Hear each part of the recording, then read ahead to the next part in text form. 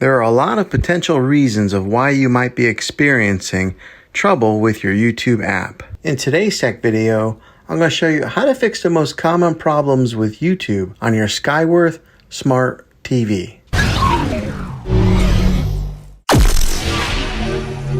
Let's see if we can fix your problems and get YouTube back up and running as quickly as possible. The first one is the easiest one to try, and that's to unplug your TV from the wall outlet and wait 60 seconds.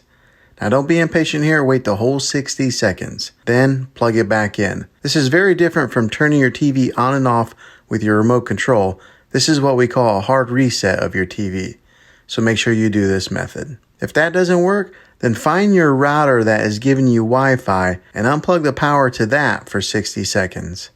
Then plug it back in. If that fixes it, great. If not, let's move on to the next method. Try deleting the YouTube app off of your TV. Go to wherever the apps are located on your system and remove the app altogether. Then reinstall the YouTube app again. After you reinstall it, you might have to log back in with all of your credentials, but hopefully this will work. If that doesn't work, I recommend buying an affordable Roku stick, Amazon Fire Stick, or Apple TV 4K and plug that into your TV and use that as your main streaming player. You'll be able to access YouTube that way. I'll put links in the description down below of where you can get one. Well, hopefully this video was helpful for you. If it was, go ahead and throw a thumbs up on it.